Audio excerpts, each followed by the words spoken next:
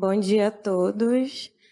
Sejam muito bem-vindos ao colóquio Edgar Morin, Percursos para a Construção do Conhecimento Multidimensional. Hoje nós temos como convidado o professor Harold Sá Peixoto. Ele é professor, doutor na UFAM, graduado em Filosofia pela UFAM, também graduado em Psicanálise Clínica pela Sociedade Psicanalítica Ortodoxa do Brasil.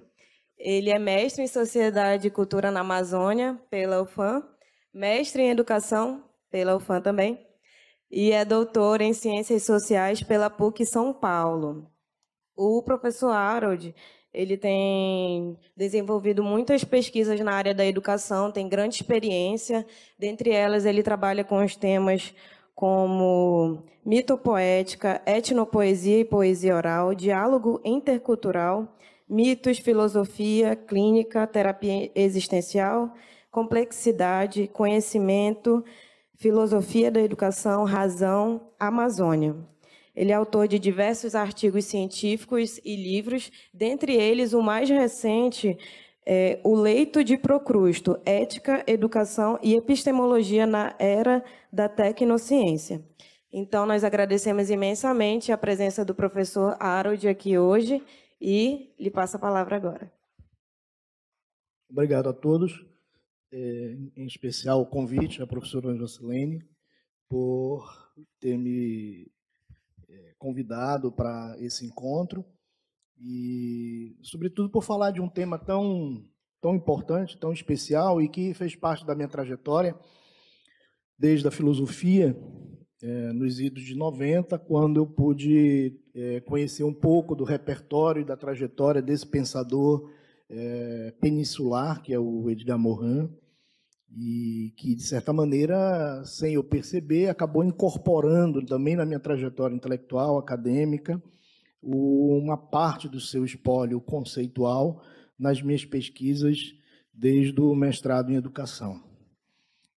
Tive a felicidade de entrar em contato ainda com esse pensador nas primeiras semanas onde os estudiosos, os pesquisadores da Universidade Federal do Amazonas, em especial os professores do Departamento de Ciências Sociais, sempre traziam convidados de fora e encenavam um conjunto de temas em torno das principais perspectivas teóricas vigentes no cenário nacional e no cenário internacional, do qual eu pude ter a felicidade de, numa dessas ocasiões, essas semanas de Ciências Sociais, ainda como aluno do curso de Filosofia, conhecer, então, o professor Edgar de Assis Carvalho, não sei em que semana especificamente do curso de Ciências Sociais, mas que a partir daí me pôde abrir o interesse por essa discussão em torno do pensamento do Edgar Morin, mais especificamente em torno da complexidade ou da teoria da complexidade,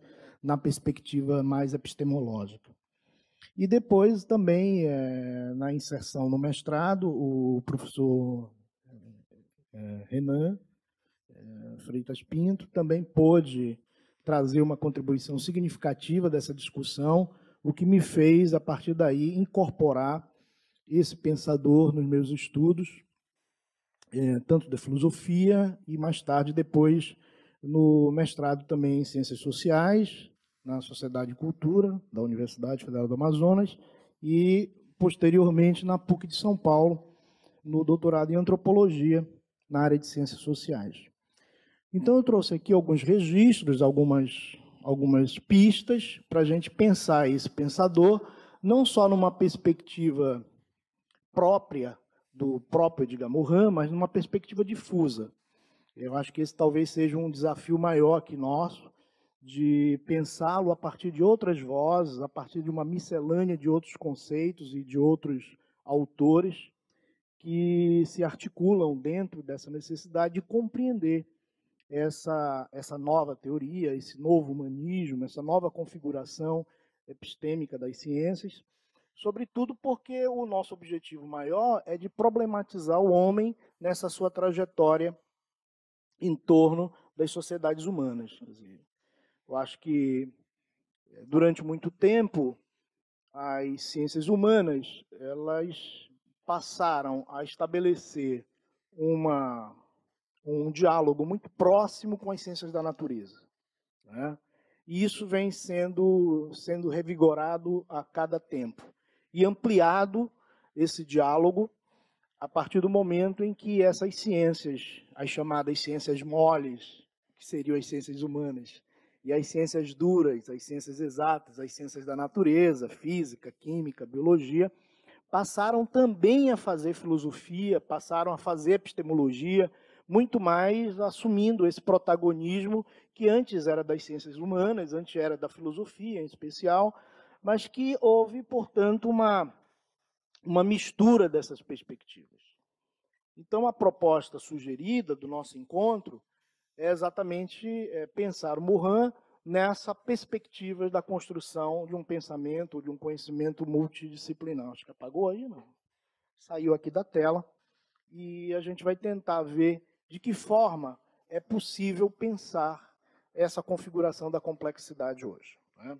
Eu fiz um pequeno roteirozinho também temático, enquanto o pessoal ajeita aqui a parte de fundo da imagem. Pensando uma proposta mais difusa, como eu falei inicialmente, de pensar algumas imagens na perspectiva do conhecimento da complexidade, mas inserido, sobretudo, na necessidade dos acadêmicos e dos pesquisadores de mestrado, de doutorado, que começam lentamente a inserir a dialogia e a transdisciplinaridade como categorias importantes nas suas pesquisas. Na verdade, essa discussão do método dialógico de Morin não é tão recente assim. É um esforço que começou na década de 70, acho que é a primeira aventura em torno de uma perspectiva metodológica, mas que não foi muito bem aceita pelo cenário acadêmico, porque é uma crítica visceral às metodologias clássicas, às metodologias tradicionais, e mais essas metodologias unidimensionais, que, de certa maneira, ainda são muito fortes na perspectiva da ciência ainda hoje. Então, durante 2 décadas, essa experiência com o método, na sua primeira publicação, na década de 70, foi bastante criticada, questionada e relegada a um certo esquecimento. Ela começa a ser rediscutida no cenário internacional e também no cenário nacional, em especial aqui no Brasil, a partir da década de 90, quando começa a ser melhor compreendido a ideia de uma falência da razão, né, dos sistemas racionais que entram numa crise quase que irreversível, do qual ainda se encontram, e que a literatura marginal, as literaturas que estavam à margem desse processo, começam a ter uma certa legitimidade. É onde o Morin passa a ter, portanto, uma melhor compreensão a partir do cenário epistemológico brasileiro e internacional. Eu fiz uma provocação de abertura aqui, com 3 epígrafes, né, que eu acho que são importantes e que elas já nos remetem de imediato ao tema, né? A primeira é um diálogo do Einstein com um amigo, professor do Departamento de Psicologia da Universidade de Princeton. E diz assim, Einstein, certa vez, perguntou a um psicólogo de Princeton por que, diz o Einstein, por que tenho as minhas melhores ideias pela manhã enquanto faço barba? E o amigo dele, psicólogo, respondeu de uma maneira bastante taxativa e bastante coerente com as pesquisas que estavam sendo, naquele contexto, dialogadas pelos dois. O psicólogo respondeu que a consciência precisava afrouxar os controles internos para que as novas ideias possam surgir. Isso, de certa maneira, já é uma chave interpretativa importante para entender o pensamento da complexidade. É um pensamento que se faz à margem e que se faz por uma necessidade de uma crítica de uma cientificidade que esgotou a sua capacidade de criação, esgotou a sua capacidade de criatividade. E, sobretudo, porque impôs uma metodologia bastante rigorosa e mais, passou a afirmar que o método é que garante, como na perspectiva cartesiana do século XVII, é o método que garante o destino ao qual o pesquisador quer chegar, que é a sua verdade. Obviamente que o método passou também a ser um enclausurador de ideias, ao ponto de muitos pesquisadores hoje, por isso que eu acho que é importante pensar a complexidade na perspectiva difusa, porque é o diálogo que Morin faz com um conjunto de pensadores, sobretudo no plano de uma epistemologia rebelde, ou aquilo que eu chamo de uma epistemologia anarquista. Né? E, de certa maneira, a complexidade se situa nessa perspectiva de uma epistemologia anarquista, de uma epistemologia rebelde, porque pensa o método, sobretudo, como um antimétodo. Né? Numa dupla perspectiva. O método é, ao mesmo tempo, um princípio e, ao mesmo tempo, um método. A gente vai ver isso, como é que se dá esse movimento e como que os pesquisadores... Eu acho que está dando mau contato aqui, né? Apertar o botão toda hora? Então tem que ficar apertando, né? Aqui a segunda epígrafe é já mais no sentido da transdisciplinaridade, né? Que é uma passagem de um historiador inglês chamado Peter Burke, e que ele nos remete à necessidade de que a nossa disciplina não pode mais dar conta dos fenômenos da vida, dos fenômenos do mundo, dos fenômenos do planeta. Né? Diz o Peter Burke, a história é complexa demais para ser um saber exclusivo do próprio historiador. É interessante que todos vocês possam assumir essa perspectiva no próprio campo da disciplinaridade de vocês. Quer dizer, a filosofia é complexa demais para dar conta da própria filosofia. A arte é complexa demais para dar conta da própria arte. A educação é complexa demais para dar conta da educação. A geografia, as ciências humanas. Então é preciso estabelecer essa necessidade de uma amplitude, de uma ampliação desses argumentos em torno de refazimento da disciplina a partir de um diálogo com outros saberes. É isso que ele vai chamar de circulação do conhecimento, de circulação dos saberes. E a última epígrafe que eu estou colocando aqui como abertura reflexiva desse encontro é de um antropólogo alemão pouquíssimo conhecido, que é o Hubert Fitch, numa obra intitulada Etnopoesia. E esse autor, que morreu muito novo, né, aos 40 e poucos anos, não tinha 50 anos, morreu num momento em que a AIDS matava, foi contemporâneo de Foucault, por volta também de 86, 87, ele faleceu, e morreu de AIDS, mas deixou uma obra que extremamente herética para a academia no seu aporte disciplinar pungente que ainda vive hoje. Que é uma obra extremamente crítica, porque ele escreveu antropologia em verso. Ele escreveu antropologia em poesia, em forma de poemas.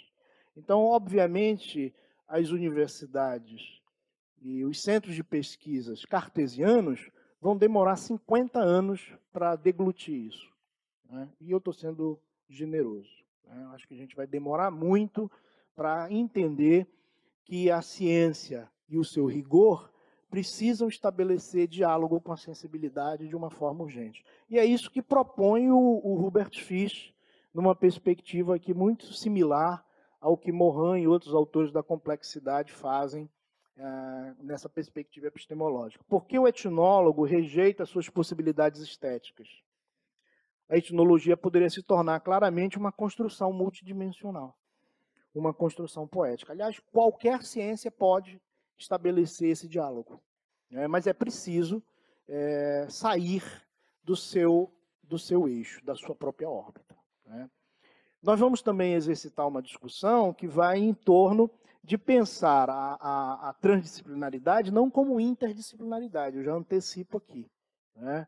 A transdisciplinaridade é uma perspectiva de ousadia, de maior ousadia do que a interdisciplinaridade. Eu acho que no plano da linguagem comum, no plano do senso comum, inclusive na academia, esses conceitos acabam se tornando sinônimos, equivocadamente sinônimos. Mas não são, são experiências e práticas diferentes, e isso, de certa forma, a gente lamenta essa confusão, porque isso implica, de certa maneira, uma falta de compreensão dessas perspectivas, né? Há um senso comum científico, né? Alguns autores, em especial um chamado Thomas Kuhn, aponta para esse caminho, que a gente, de certa maneira, precisa rever. A academia, em especial, é um espaço feudal. É um espaço feudal, é um espaço onde não impera uma democracia cognitiva. E deveria. Né? Deveria, porque ela a função dela é o universo das ideias. E não o império da ordem e o império do dogmatismo. A gente pensa a imagem do dogma apenas advinda da religião. Mas a gente esquece que a ciência é um espaço dogmático. Ela constrói um espaço dogmático. Então, é em torno dessas reflexões que esses autores problematizam essa necessidade de sair do império da ordem e de sair do império da disciplina. O Morin chama disso de a governabilidade da ciência. A ideia de governabilidade da ciência. A ciência que se autogoverna, ela escreve para si mesma. Ela escreve para os seus pares. Ela não escreve para um público maior, para um público adverso. Ela escreve apenas para os seus iniciados. De certa maneira, a complexidade é difícil de ser compreendida e extremamente rotulada, porque ela é compreendida numa perspectiva linear, disciplinar e determinista. Por isso que os programas e os cursos interdisciplinares, multidisciplinares, eles despencaram na pontuação CAPES, no Brasil como um todo, né? Porque eles foram avaliados sob uma perspectiva cartesiana. E isso é um efeito perverso muito grande, porque essas pessoas que avaliam esses cursos não têm a menor noção da necessidade de ruptura e de abertura que eles legitimaram ao longo de décadas e precisam ainda se legitimar.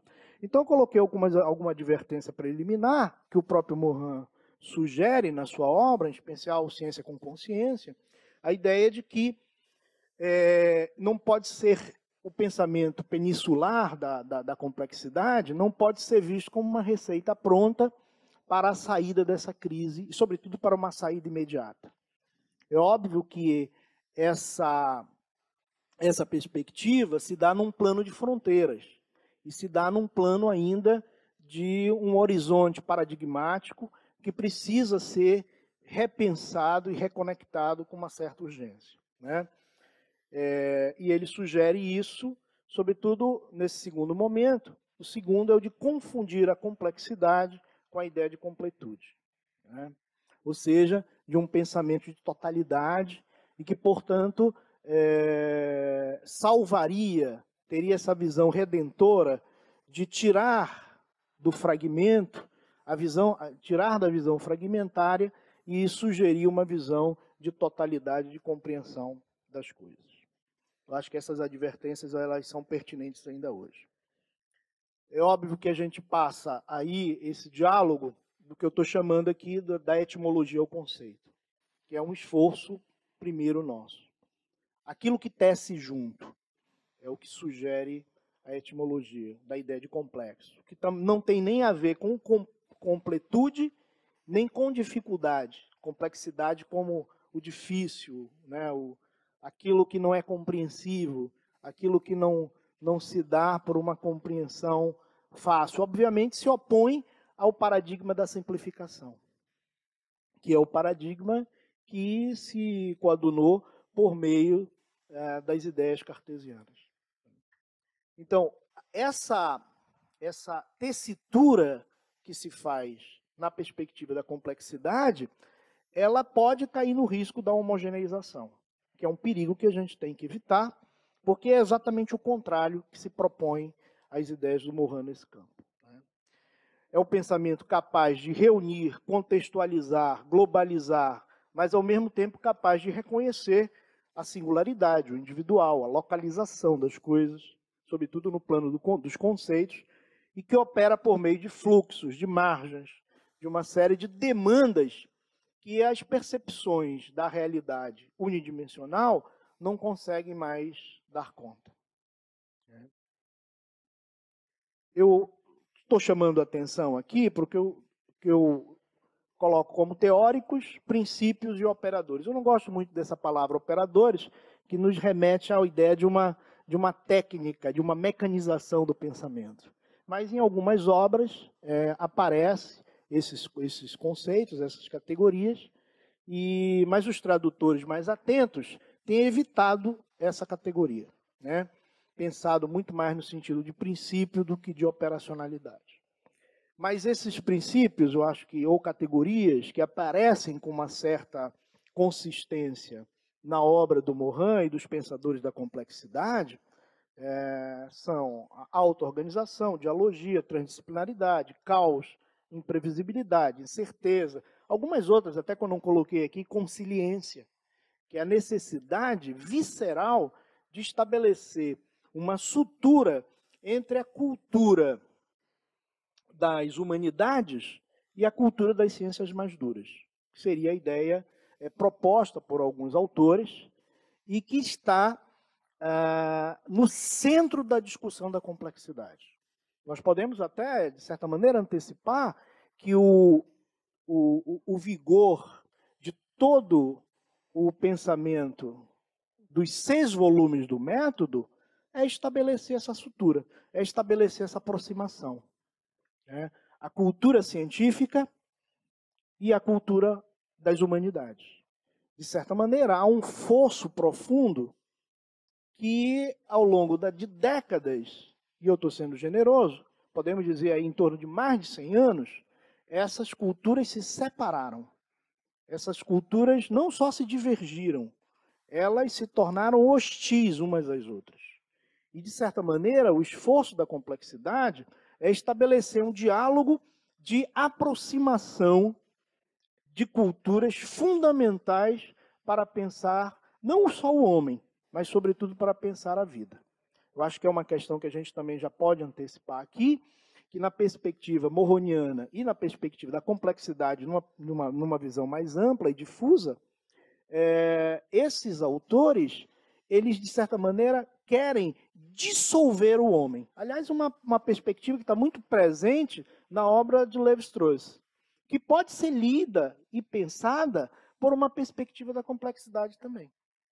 Aliás, vários autores, várias teorias, isso é que é o grande barato da complexidade, e por isso pensá-la numa perspectiva difusa, é que ela não obedece apenas um pensamento do Morin, mas obedece, de certa maneira, um conjunto de interpretações possíveis em pensadores que nem se auto-intitularam como complexos, né? Mas que têm ali elementos de complexidade, de dialogia, de transdisciplinaridade, muito presente nas suas perspectivas e nas suas obras.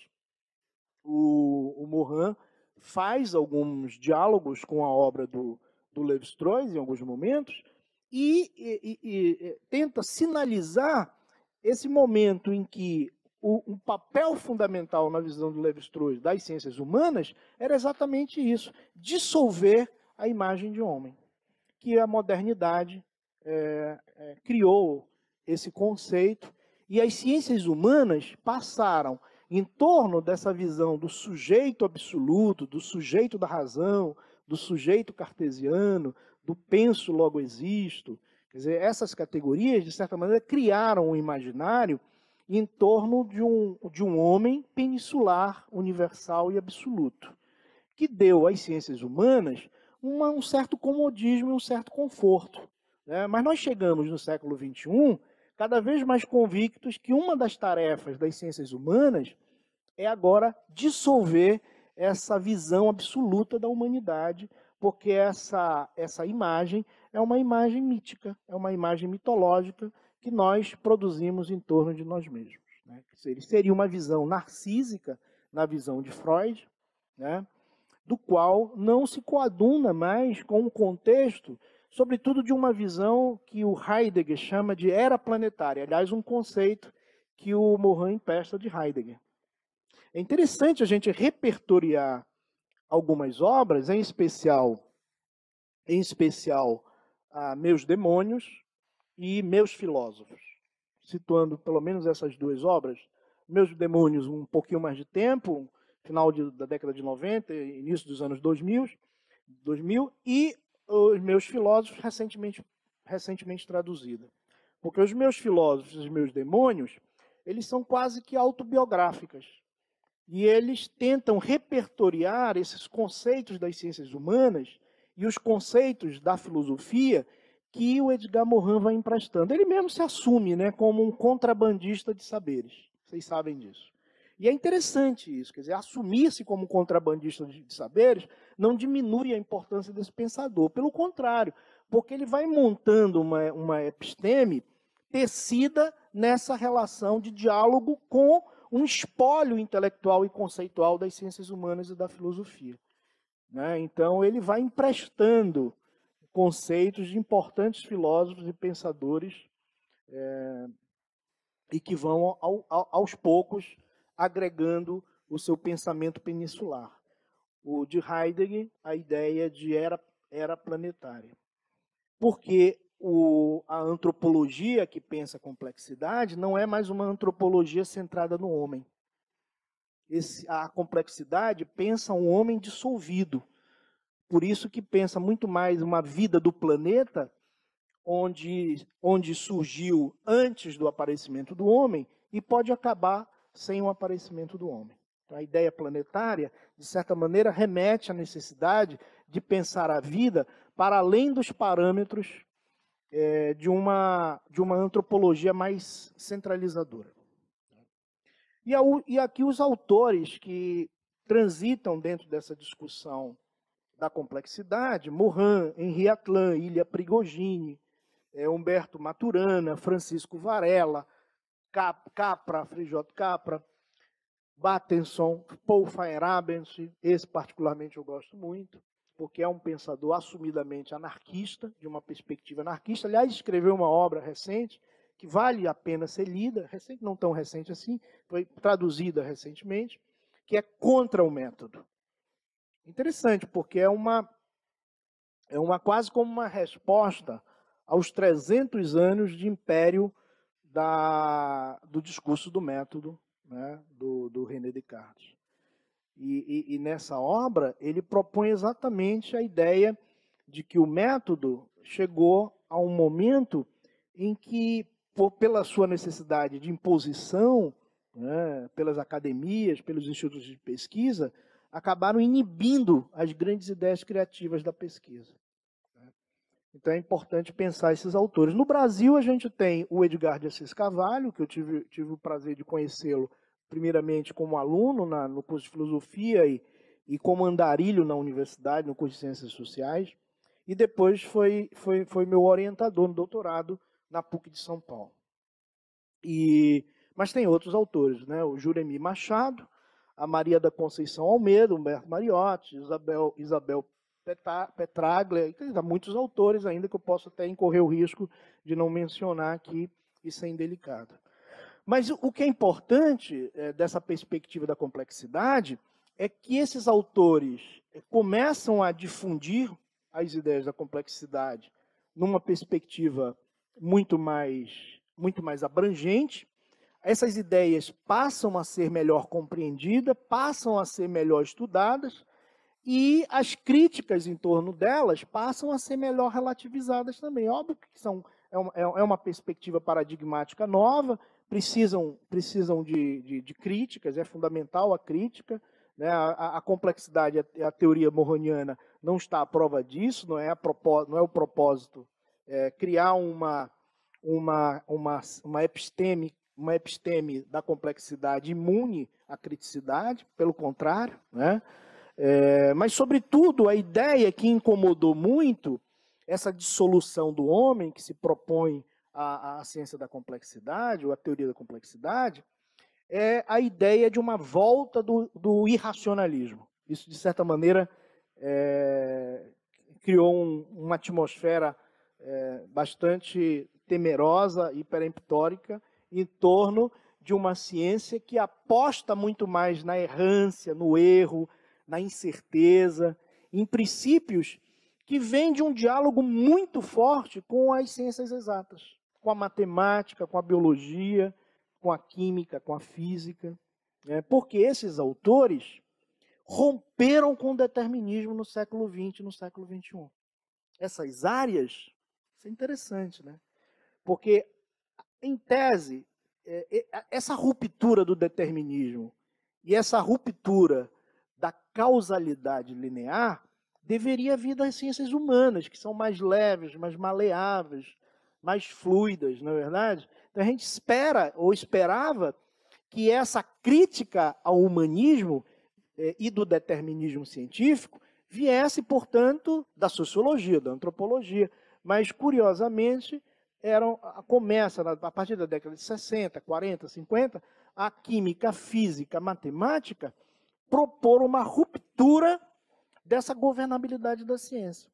Sobretudo, tirando do centro de sua investigação a perspectiva determinista que acompanhou todo o século XIX e o cientificismo do século XIX, né?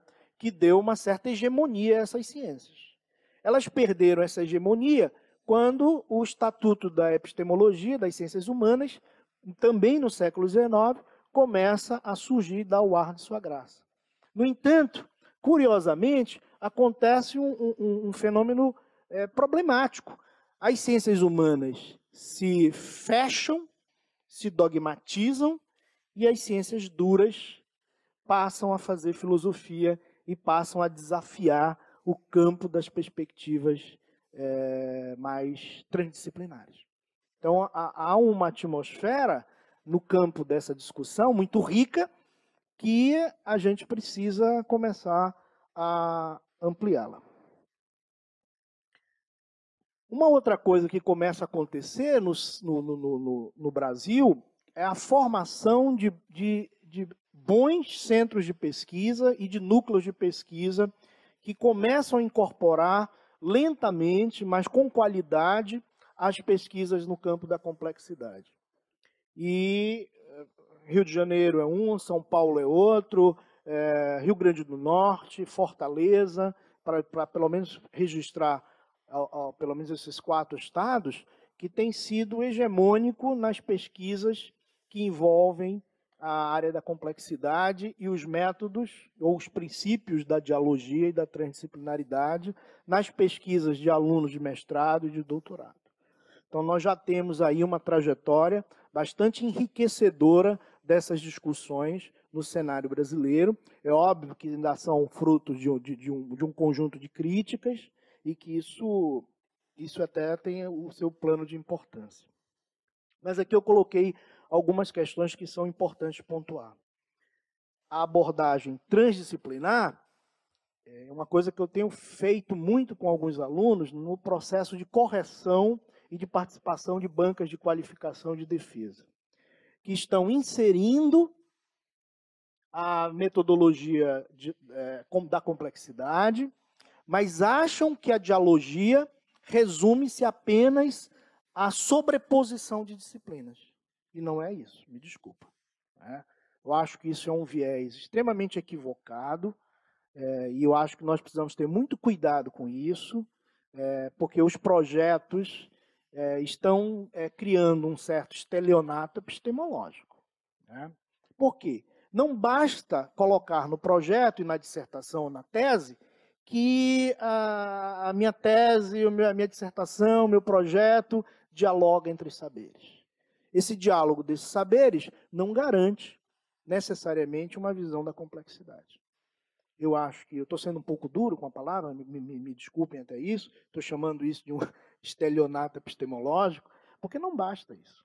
Isso é insuficiente para garantir a dialogia e para garantir a perspectiva de complexidade no plano do projeto, no plano da dissertação e no plano da tese. Acredito eu que nós precisamos construir mais nas disciplinas e nas dissertações verdadeiros laboratórios criativos de conceitos. Para você tentar dar uma ideia, na semana passada fui para uma qualificação de doutorado, onde a doutoranda apresenta uma tese genial sobre a sexualidade dos velhinhos, mas a sugestão que eu dei foi que essas narrativas poderiam ser pensadas na perspectiva dialógica, que é uma perspectiva não linear. Por isso a proximidade da literatura, que a Daisy registrou ali no pensamento do Morin, que é de suma importância. A gente tem que ir para a literatura, tem que ir para a arte, tem que ir para a poesia, para exercitar essa dialogia melhor, exercitar essa transdisciplinaridade melhor.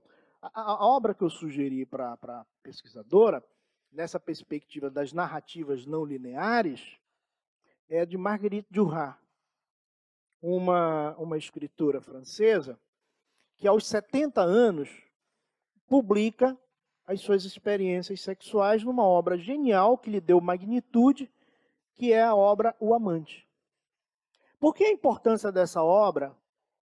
Porque a Marguerite Duras, ela, na sua escritura, na tessitura de sua escrita, ela narra como se estivesse brincando com o leitor. Nós não sabemos ao certo, é como se ela fossem duas narrativas numa só. Nós não sabemos ao certo se ela está narrando as suas aventuras ou desventuras eróticas no Vietnã, da década de 40, se ela está narrando quando tinha 15 anos ou se ela está narrando com os 70 anos. Se a sua narrativa é na condição de moça iniciada nas atividades sexuais, aliás, iniciada por um homem bem mais experiente, bem mais maduro, né? E se ela está narrando na sua condição já de idosa, aos 70 anos. Né? Então, essa experiência ela é importante, por quê? Porque quebra a linearidade do discurso da tessitura da dissertação. A dissertação envolve, do pesquisador, a necessidade de um entrelaçamento entre teorias, narrativas e o próprio sujeito, e os sujeitos participantes da pesquisa, e o sujeito enunciador, que é o próprio pesquisador. Então, isso pode ser tecido desde os primeiros capítulos. Não precisa necessariamente um capítulo posterior, separado da tese, onde vai reinar o campo da dialogia separado. Essa dialogia não se faz só teoricamente, ela se faz como uma espécie de laboratório que engendra a narrativa do texto como um todo, envolvendo teorias, perspectivas metodológicas e as narrativas dos sujeitos da pesquisa. Né? Então, isso é um dado que eu estou me alongando um pouco mais, porque não é simples de se executar, de se elaborar, mas a gente precisa ter consciência disso, que não basta diálogo da antropologia, da sociologia, da filosofia, para garantir interdisciplinaridade ou para garantir transdisciplinaridade da minha pesquisa. Quer dizer, é um esforço muito mais criativo e tem a ver com a escrita do acadêmico, com a escrita do pesquisador. Eu acho que passa muito mais pela escrita do que necessariamente pela sobreposição de áreas. Então, há a necessidade do entrelaçamento entre cultura e natureza. Isso também é uma questão que é muito forte nas perspectivas da complexidade. Eu acho que está muito presente na ideia do Morin e dos autores da complexidade o desmoronamento de fronteiras entre humanidade e animalidade, que é uma coisa riquíssima que vocês podem explorar melhor. Há um trabalho de um primatologista chamado Frans de Waal, que ele escreve uma obra recentemente, a partir de uma descoberta científica importantíssima, intitulada Eu, Primata. Eu, Primata. Acho que vale a pena fazer um sobrevoo nessa obra, nessas ideias, porque mostra exatamente essa relação equivocada que nós temos com a nossa visão de natureza e com a nossa visão de cultura. Quer dizer, para Morin, nós não somos 50% cultura, 50% natureza. Nós somos 100% cultura e 100% natureza. Isso é uma outra ideia mal digerida pelos pesquisadores que estão transitando nessa área da complexidade. Ou seja, quer dizer, há uma animalidade presente na nossa humanidade. E há uma humanidade presente na animalidade. Quer dizer, vocês vão se surpreender com esse texto do Eu Primata, porque ele mostra, em muitos registros fotográficos, a imagem dos bonobos que você jura que são seres humanos. Né? Então, quer dizer que muitos comportamentos animais estão presentes à configuração do nosso lastro caminho pelo planeta Terra, de humanidade. E o inverso também é verdadeiro. Né? Os bonobos é uma espécie diferente dos chimpanzés, que durante séculos foi confundido com os chimpanzés. Os bonobos resolvem seus problemas fazendo amor, enquanto que os chimpanzés resolvem seus problemas na agressividade e na violência. Então há um conjunto de elementos que destoam a configuração fisiológica e a fisionomia também, o biotipo do bonobo com o biotipo do chimpanzé. Apenas para ilustrar essa relação de desmoronamento que está muito presente nas categorias do pensamento da complexidade, que eles podem ser usados a qualquer momento nas pesquisas. Né? Então, a desconstrução de fronteiras é fundamental. Né? Então, para mim fazer pesquisa de complexidade, eu tenho que exercitar a transdisciplinaridade. Sair da minha zona de conforto disciplinar. Porque ela, de certa maneira, me remete a uma certa acomodação. É como se eu, para ser melhor filósofo, tivesse que ser poeta. Para eu ser melhor filósofo, tenho que ser matemático. Não basta a soma dos caquinhos. Não basta a sobreposição dos fragmentos das áreas, do diálogo das áreas. É muito mais que isso. Né? Portanto, a complexidade ela se faz na perspectiva de uma lógica da ousadia. E óbvio que nós vamos ter problemas de ordem política com isso. Porque a academia é 100% ou quase 100% cartesiana. Então, mexer com essa ordem é criar problemas para si. Né? Então, há um conjunto de injunções de ordem, que não são só de ordem epistêmica, são, sobretudo, de ordem política mesmo. Né? Então, é aquilo que eu estou falando, quer dizer, é fundamental fechar o fosso. Essa é uma expressão do Morin, é fechar o fosso. Porque há um abismo que separa essa tradição das ciências, da cultura das humanidades e da cultura científica. E é preciso estabelecer essa interseção para que a gente possa criar uma experiência melhor com o mundo e uma experiência melhor com a vida. Né? O Edgar de Assis Carvalho tem uma expressão muito interessante para isso, que eu estou colocando aqui entre aspas, que é a ideia de setores endogâmicos incestuosos. Quer dizer, se a gente for traduzir isso, né, quer dizer, são áreas que só dialogam com os seus familiares, né, que só transitam com os seus pares. O diferente, o estranho, né, o outro, aquele que está além da tribo, quer dizer, há uma subjetividade negada. Há aí uma perspectiva de interdição, porque ele é um registro do proibitivo no registro, na singularidade do meu pensamento. Então, as instituições, elas são extremamente endogâmicas, mas os pensamentos também são extremamente endogâmicos. Nós aprendemos isso desde muito cedo. Estabelecer diálogos apenas com as ideias daqueles que gostam de nós ou que são próximos a nós.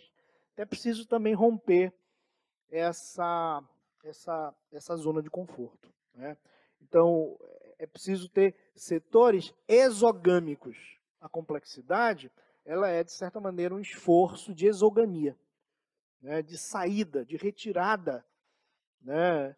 Como se o pesquisador fosse muito mais nômade, forasteiro, para usar uma um conceito e uma imagem cara a Gilles Deleuze, quer dizer, que o pesquisador precisa ser mais nômade do que pulseiro.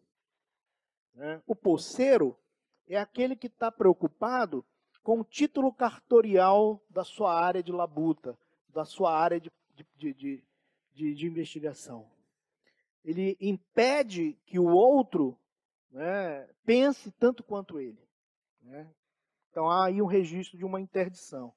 Então, na condição de nômade, de forasteiro, o pesquisador tem mais essa ousadia de transitar entre áreas, em territórios, que, de certa maneira, já foram dominados pelas circunscrições disciplinares, mas que ainda podem ser, dali pode ser muito dito, muito investigado. Né? Então, pensar os fenômenos da cultura como circulação de saberes ou como redes de conversação. Isso é fundamental, né? E novamente, aí, a ideia de que isso não pode acontecer apenas na sobreposição das teorias ou na sobreposição das áreas. A investigação de processos poéticos, né? Autogestionários, auto-organizativos, autossustentados. Né? Isso, de certa maneira, abre um leque de possibilidade da gente se aproximar de algumas áreas, como a literatura, a arte, o cinema, né? O teatro. Nós tínhamos uma atividade às sextas-feiras lá na PUC, no processo doutoral, que era assim, nós tínhamos os nossos encontros do núcleo, mas nós tínhamos toda sexta-feira ou ir para o teatro, ou ir para o cinema e problematizar as obras do teatro e as obras do cinema como uma espécie de janelas da imaginação. Né? Isso era uma forma de incorporar essas ideias estéticas no plano epistêmico. Eu acho que esse é o grande barato da teoria da complexidade, é que ela estabelece uma interseção entre as discussões epistêmicas e as discussões estéticas. Não há mais aí um rigor de separação dessas duas áreas. Né? E nem mais uma perspectiva de hierarquização. Isso também é uma tradição do pensamento de causalidade linear, do pensamento determinista. Ele usa a verticalização como um paradigma e uma prática para denegrir, separar, isolar, simplificar conhecimentos. Quer dizer, hoje nós estamos numa atmosfera muito mais de perspectivas e de pesquisas horizontais, quer dizer, de uma perspectiva de horizontalidade do que de verticalidade. Né? Por isso, essa proximidade, ou essa aproximação entre saberes epistêmicos e saberes estéticos. Né? Vou passar um pouquinho aqui. Aqui mais no campo dessas duas categorias, que são categorias fundamentais dentro do pensamento da complexidade. Pensar a dialogia, e com muita ousadia, e com muita autonomia também. Porque uma das críticas muito fortes que tem esse conceito, essa categoria, é de que ela é filha da dialética. Ou de que ela seria uma hiperdialética. Quer dizer, é um conjunto de adjetivações, de qualificativos, quase que dizendo assim, ó, se existe a dialogia, é um outro nome, é o mesmo nome, é um outro nome para a dialética. Né? E não é bem assim. Não é bem assim. A propositura de Morin é uma tentativa assim, de superação, ainda que essa superação aponte aí um elemento de oposição e complementaridade. Essa dinâmica e essa movência que determina o movimento da dialogia, que se faz por retirada de uma visão centrista, determinista do mundo, mas, ao mesmo tempo, complementar a ela própria. Então, a dialogia, quer dizer, é a conjunção, não mais a disjunção, mas, sobretudo, a conjunção de ideias e de diálogos diferentes. Não, por que não está colocada aí a perspectiva dialética? E por que a dialética, nessa perspectiva morroniana, é superada? É óbvio que isso é um tema polêmico e ainda há muito a se discutir sobre isso. A ideia que Morin coloca é que a dialogia não esgota as contradições, não esgota a riqueza das tensões. De certa maneira, a ideia que vem muito cara desde Hegel, se forçar um pouco mais a filosofia, desde Heráclito, né? Primeiramente Heráclito, depois Hegel, depois Marx, né? No campo conceitual da dialética, a gente vai ver que o que se quer com a dialética, na perspectiva desses autores, é enfatizar ou exigir uma visão quase que apaziguadora na síntese. Né? E não é isso que Morin e o pensamento da complexidade propugna. É exatamente o contrário. É não apaziguar, não sintetizar. Né? E esse não apaziguamento, essa não síntese, essa ausência de uma síntese, ela se faz na recolocação, na reposição de todas as tensões, margens, dilaceramentos que podem ocorrer no plano da percepção do fenômeno. Né? Não basta apenas a contraposição em si das premissas, tese e antítese, mas, sobretudo, enveredar a pesquisa por um campo onde essas tensões continuem punjantes, continuem latentes, e elas não possam ser arrefecidas pela necessidade de uma síntese que quase sempre apazigua, quase sempre arrefece os ânimos e as tensões. Né? A ideia de transdisciplinaridade vai nessa perspectiva também, né, de superar esses campos e esses poderes da governabilidade da disciplina. Então eu coloquei aqui, constitui uma etapa mais complexa, mais elaborada no tratamento do tema e dos conteúdos, né, onde fronteiras são demolidas, temporariamente apagadas, envolvendo-se e alimentando-se por meio de fluxos, tensões ou rizomas. Rizoma é uma categoria que tem sido incorporada no pensamento da complexidade, mas é de outro pensador da filosofia, Gilles Deleuze e Fès-Guattari, e a ideia de superar o conceito da disciplina também busca articular diversos diálogos que rompem, sobretudo, a subjetividade desse autor centrado numa única ideia e numa única área. Há uma passagem do Paul Ricoeur, numa obra Tempo e Narrativa, eu já posso antecipar aqui, que é a ideia de que nós necessitamos do olhar do geógrafo, né, da perspectiva, da perspicácia do viajante, da criatividade do romancista.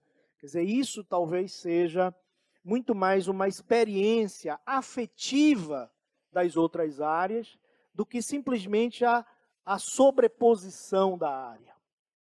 Não é a sobreposição das áreas, mas é os afetos cognitivos que essas áreas podem nos alimentar. Então, esses afetos cognitivos, essas sensibilidades cognitivas, elas alimentam ideias que são fundamentais na perspectiva da transdisciplinaridade. Aqui eu estou pensando de uma maneira esquemática como seria a ideia de complexidade, né, rompendo o campo da disciplinaridade. E aí eu faço brinco um pouco com essas duas palavras, sinfonia e polifonia. Né? Quer dizer, o campo da disciplinaridade talvez seja essa necessidade uníssona, né, da sinfonia, onde todos os instrumentos se afinam por um único caminho, né, e ensaiam um grande som, grande e único som, numa perspectiva unidimensional. Né? Mas a perspectiva transdisciplinar, ela é exatamente o contrário. Nesse campo, a polifonia é que engendra a criatividade. Quer dizer, sem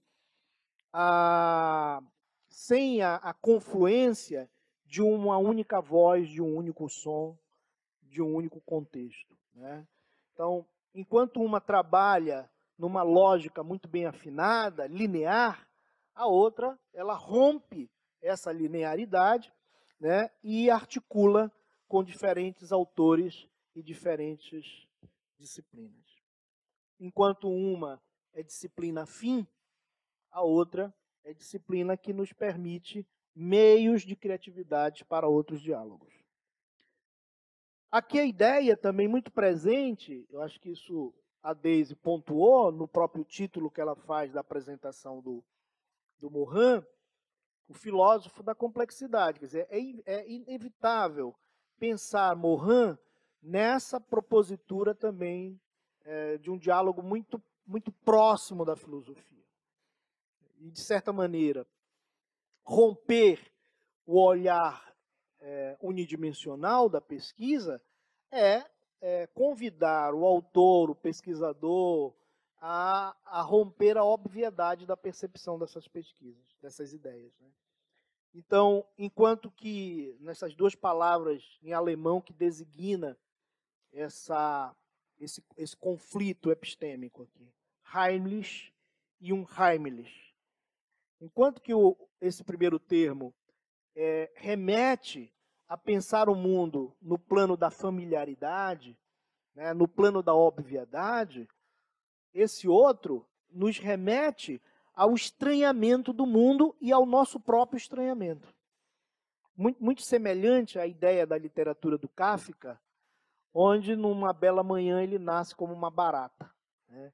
Essa ideia de dissolver a nossa arrogância diante do mundo, né?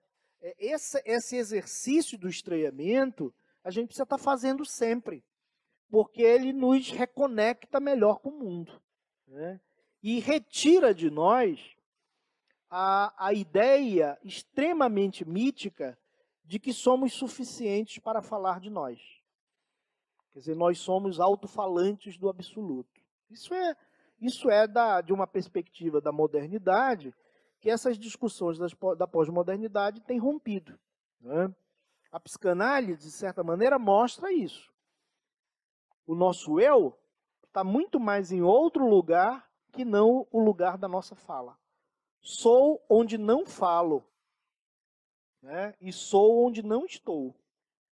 Eu acho que o que eu sou é muito mais perceptivo na ausência da minha fala ou na contraposição da minha fala. Então, de certa maneira, isso retira de nós essa condição de seres autossuficientes do nosso próprio conhecimento, autofalantes do absoluto, né? Não temos mais essa autonomia como sugeria o pensamento moderno, né? Então, de certa maneira, essa racionalidade é uma racionalidade mítica também.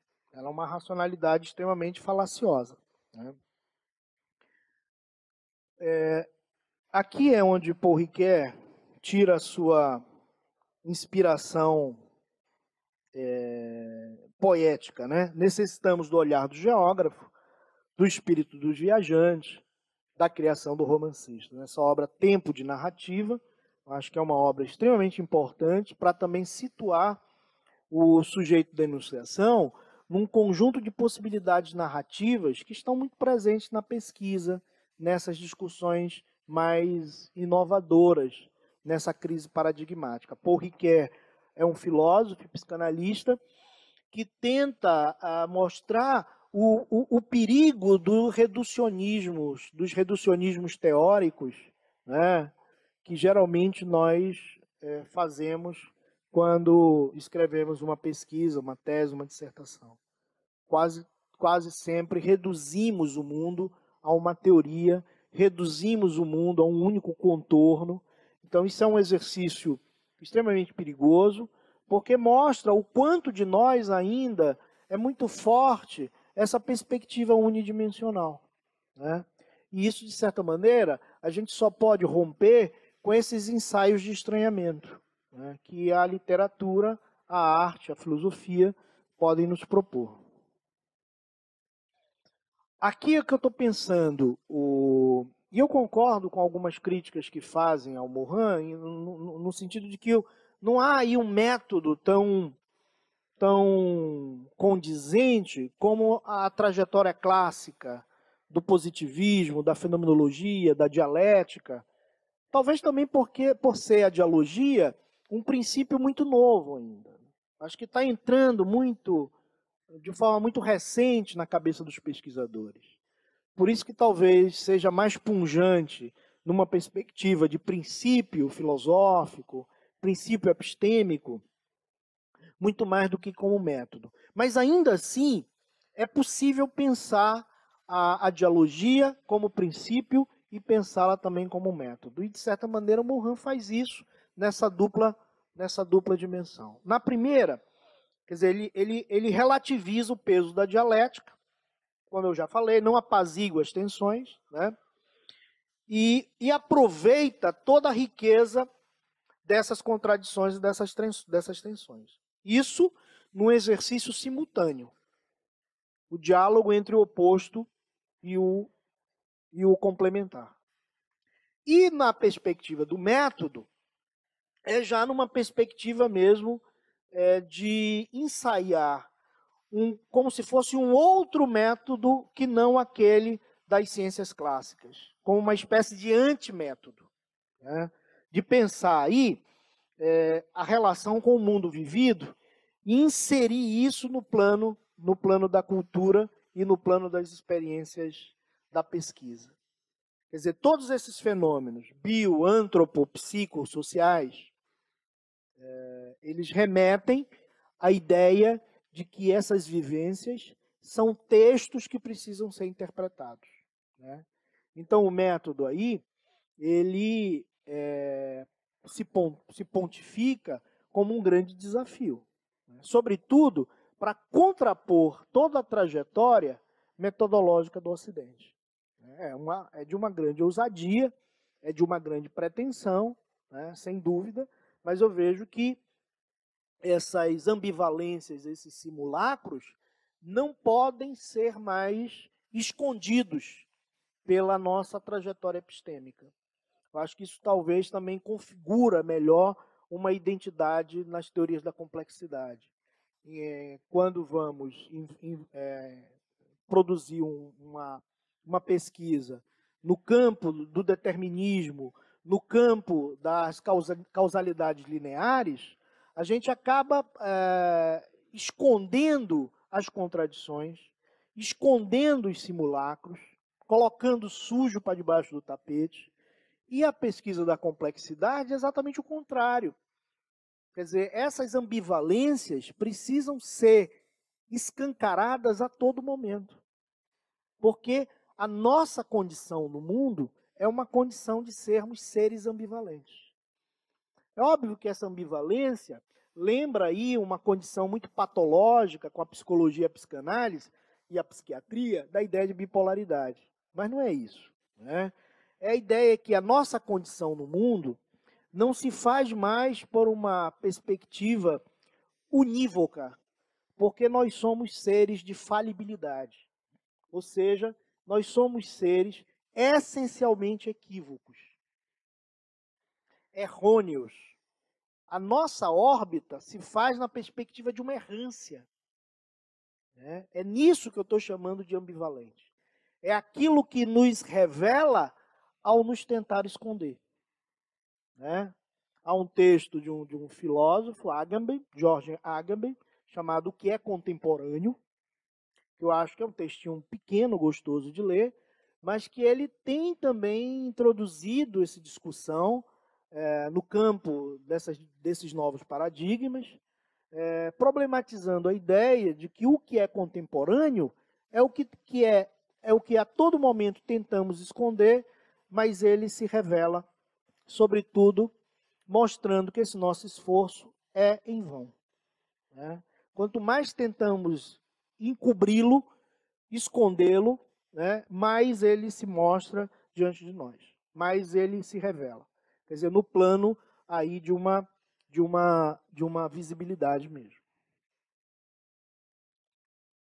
Então, a dialogia, ela nos permite ressignificar conceitos na tradição filosófica e na tradição das ciências humanas e sociais.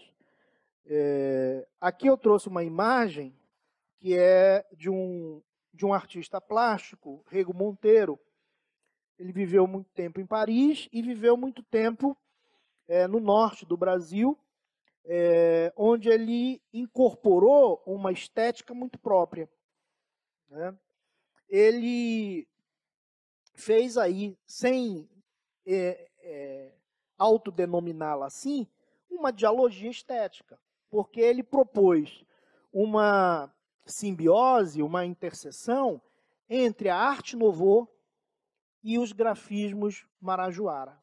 Quer dizer, essa dupla cidadania do Rego Monteiro, ao mesmo tempo francês e ao mesmo tempo amazônico, ele é de Recife, mas viveu muito tempo pintando os mitos amazônicos.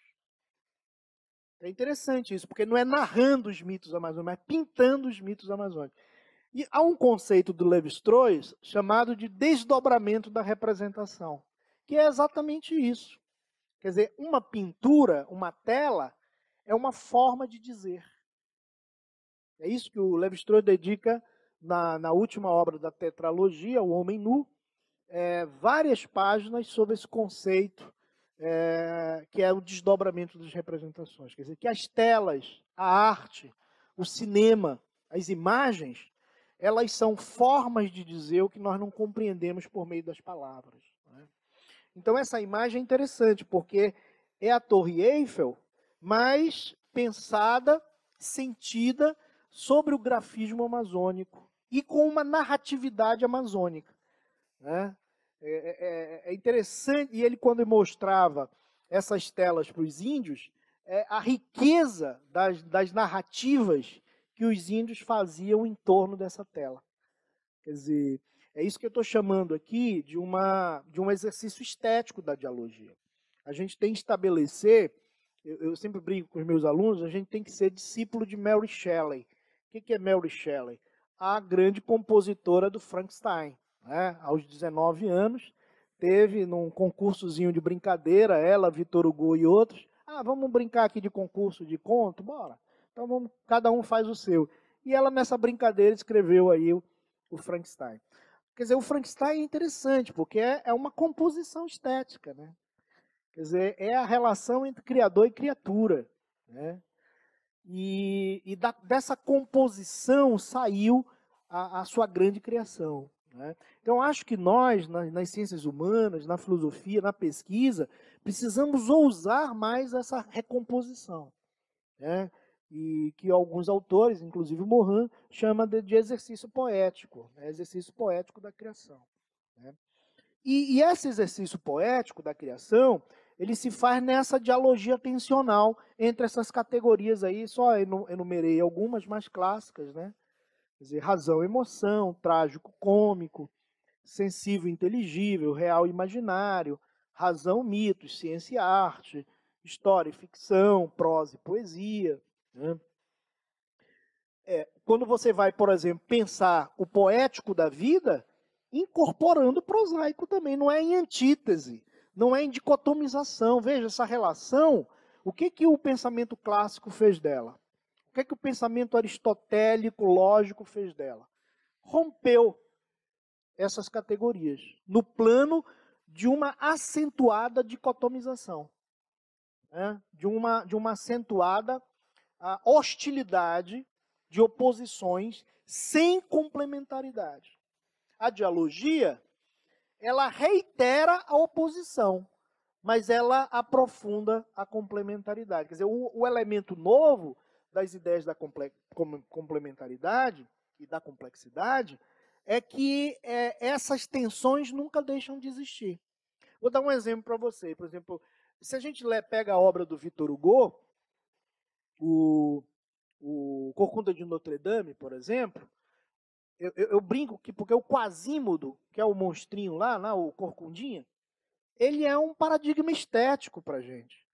Porque o Quasímodo é ao mesmo tempo, oposto e complementar, o belo e o horrível.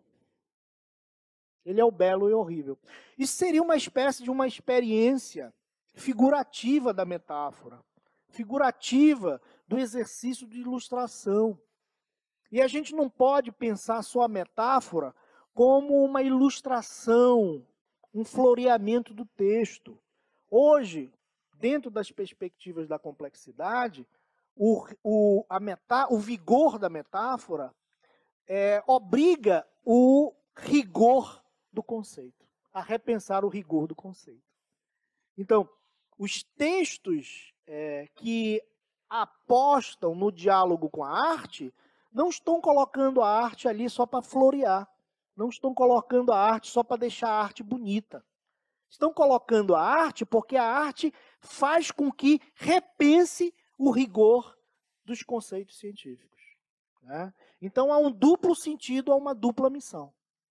Então, acho que não há nada de piegas nisso, não. Há uma profundidade epistêmica e há uma profundidade estética, um duplo desafio.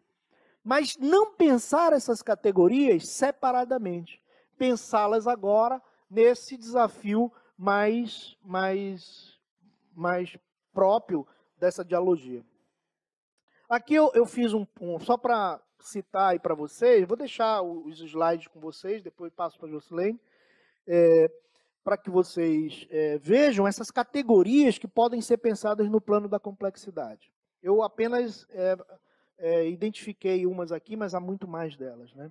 A ideia de escuta poética é um tema fundamental de um prêmio Nobel da física química, que é o Ilya Prigogine. Ele escreve, na década de 70, um trabalho sobre as partículas dissipativas, né? E a complexidade dialoga com essas teorias, com essas ideias. Né?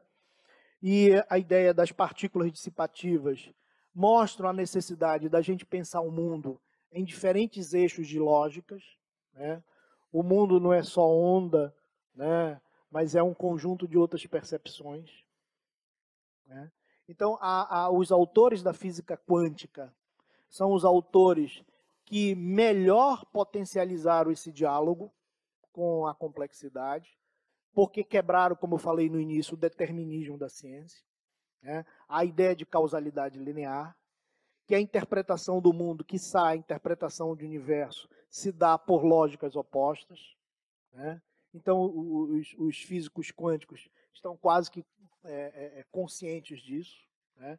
Então, a complexidade embarca nessa discussão e mostra como isso pode ser possível no plano de um novo humanismo, de uma nova configuração do planeta. A ideia de Arlequim, do Michel Serres, é um conceito interessantíssimo para pensar a complexidade. Né? O Arlequim é um ser indefinido, inclassificável. Aliás, já antecipo aqui um problema dos pensadores da complexidade, do qual eu e muitos outros temos que carregar por muito tempo, as injunções acadêmicas, porque de nós é feito, dado a outorga do exílio. E temos que conviver muito bem com isso. Né? Pensadores como nós, nos é oferecido a porta de saída. De preferência, a porta dos fundos. Porque somos pensadores inclassificáveis. E isso incomoda o pensamento cartesiano. Porque não tem como nos classificar. Né? A gente fez o nosso próprio Frankenstein. Então, como a gente faz o nosso próprio Frankenstein, fica difícil essa mentalidade naturalista, essa mentalidade classificatória, dar nome e adjetivação a essas coisas. Então, todo pensador inclassificável, como são os pensadores da complexidade, a eles é oferecido, às vezes, grosseiramente, o exílio. Mas o exílio é bom. Mas o exílio é bom porque também se produz muita coisa no exílio. Né? A ideia de bricoleur, eu acho que a ideia de bricoleur no Lévi-Strauss, especialmente no pensamento selvagem, é uma categoria que vocês precisam incorporar nas pesquisas de vocês. Sabe? Ali está um modelo fantástico de dialogia, de oficina poética da complexidade. O bricolé é essa composição que não se sabe de onde começa e não se sabe de onde termina. Tem muito a ver com a proximidade do Arlequim, tem muito a ver com a proximidade de outros, da ideia de rizoma em Deleuze também, muito semelhante à ideia de uma raiz de cajueiro da Bahia, né? De tão entrelaçado que está, você não sabe onde começa, não sabe onde termina. Quer dizer, isso na cabeça de um cartesiano pira, né? Isso aí isso gera problemas muito fortes. A ideia do Canevati, a ideia de oxímoro, que isso rompe a mentalidade, a causalidade linear, o pensamento determinista. O que seria um oxímoro? É, por exemplo, uma manhã ensolarada, quer dizer, um sol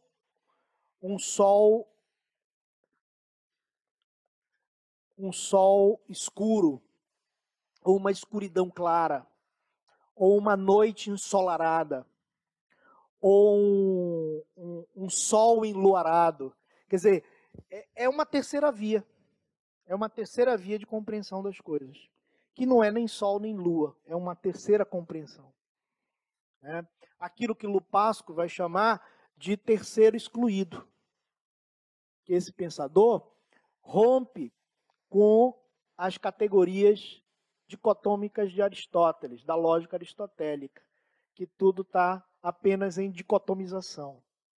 Há um elemento a mais do que isso, que é exatamente esse terceiro excluído. Né? É uma terceira via de percepção dessas coisas. Então, essa categoria de oxímoro, eu acho que vocês poderiam pesquisar e incorporar na pesquisa de vocês, que eu acho que é um bom exercício de dialogia, é um bom exercício de complexidade também. Tá? O que o Sérgio vai chamar de terceiro instruído na filosofia mestiça. Aliás, a filosofia mestiça é uma das obras do Michel Serres, que estimulou também a teoria da complexidade, do próprio Edgar Morin. Né?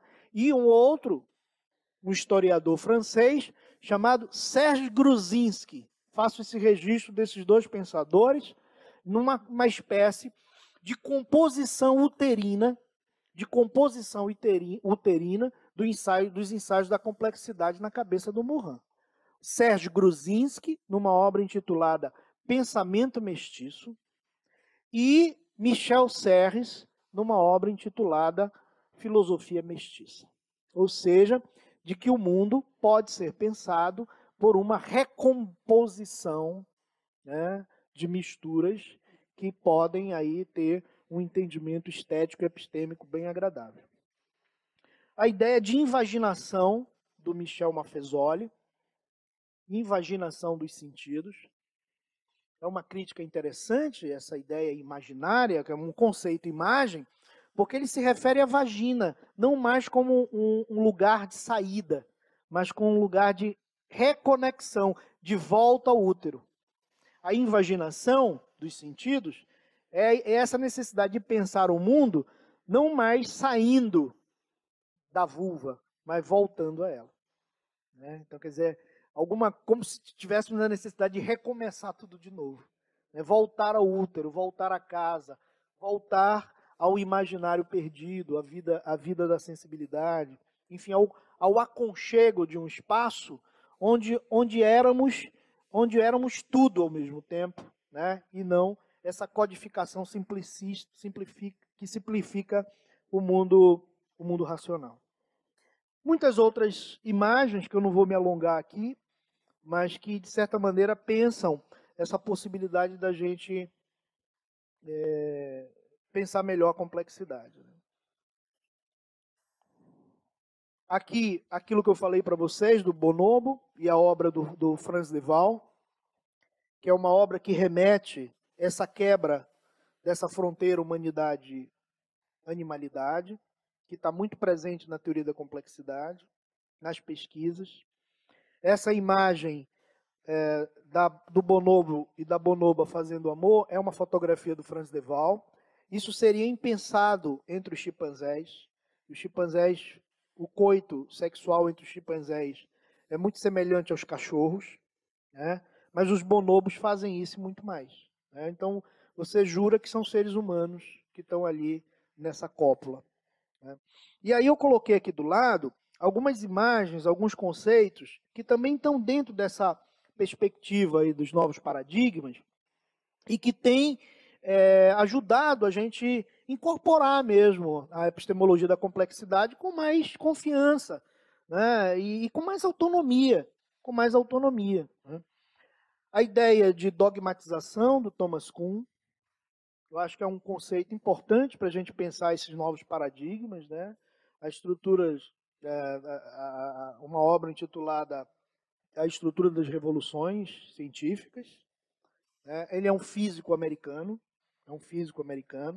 e que nessa obra faz epistemologia e filosofia de uma forma belíssima e com um contexto de uma investigação ao mesmo tempo epistêmica e política, né? Porque critica a comunidade dos cientistas, porque a comunidade dos cientistas são aqueles iniciados que falam para os seus pares e fazem dessa epistemologia um campo próprio para as suas próprias verdades e para as suas próprias relações de poder. Então, a análise do Kuhn é pertinente por isso. Dogmatização não é só um exercício obtido pela prática religiosa, é tanto pela prática científica também, pela prática política também, né? Essa dicotomização entre esquerda e direita no Brasil, isso é muito mais uma patologia, né, do que qualquer outra coisa saudável do ponto de vista político, né? O Boaventura, na epistemologia da cegueira, o Max Weber, na ideia de desencantamento do mundo, perdemos as vias de comunicação da interpretação do mundo, a razão está num processo de falência muito grande. O próprio Edgar Morin chama isso de razão cínica, né, na sua obra. É uma forma de cinismo racional. O Rubem Alves vai chamar isso de enfeiamento do mundo. O Edgar de Assis Carvalho, de uma forma mais contundente, porque também foi aluno do Morin na França, é amigo pessoal do Morin, acompanha a sua obra e é um dos melhores e maiores tradutores do Morin no Brasil, né? Então também sai com esse esculacho epistêmico aqui, chamando essa ciência cínica de uma espécie de cretinização, porque só dialoga endogamicamente, só dialoga para os seus pares, para a sua comunidade de excluídos, o que é a comunidade científica, né? Podemos ver na escola de Frankfurt Adorno e Horkheim na razão instrumental, e, sobretudo, nesse pensador chamado Herbert Marcuse, que é a ideia de homem unidimensional.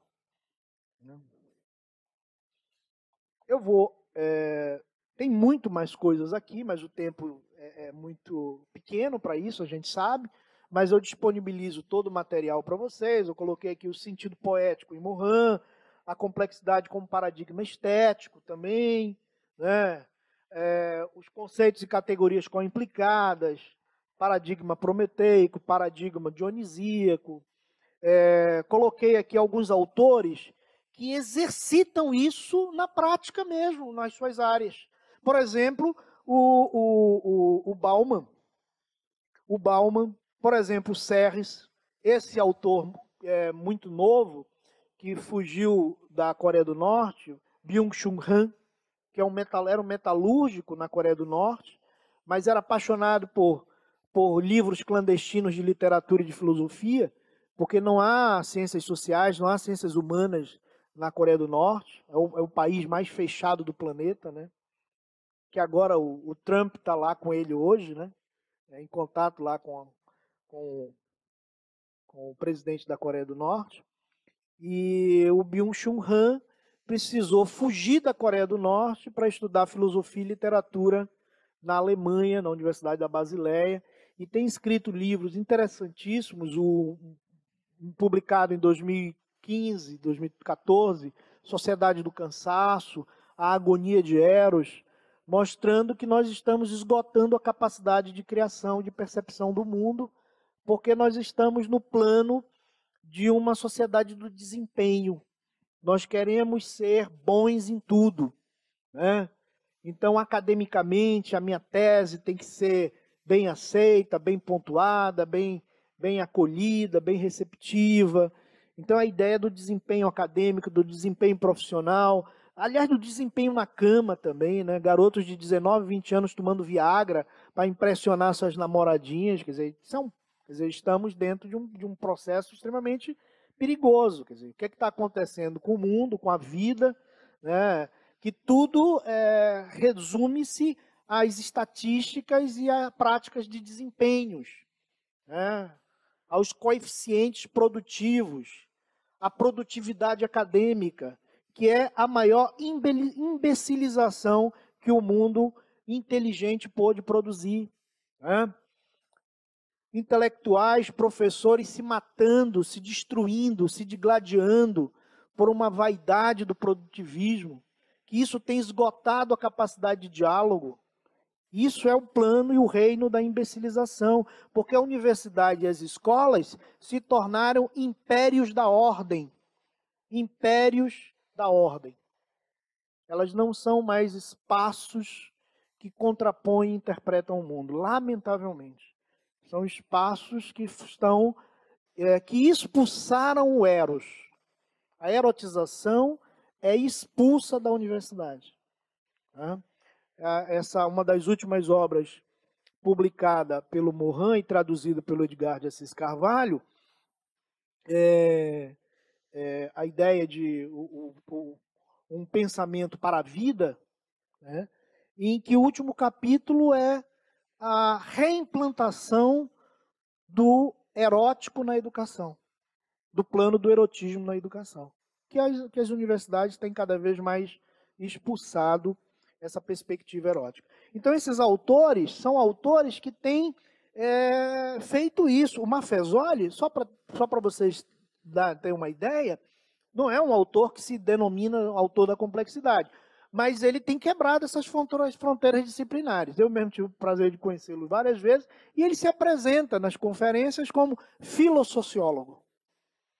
Porque é um sociólogo de uma perspectiva mais interpretativa, e por ele dialogar mais com filósofos, que ele se vê mais aberto a isso, ele tem se autodenominado de filossociólogo. Isso é uma tentativa de quebrar mesmo a perspectiva disciplinar e dizer, ó, a sociologia fechada em si mesmo não é mais nada, a filosofia fechada em si mesmo não é mais nada. Então a gente precisa ensaiar esses diálogos, essas reconciliações, ou aquilo que o Morin está chamando de consiliência.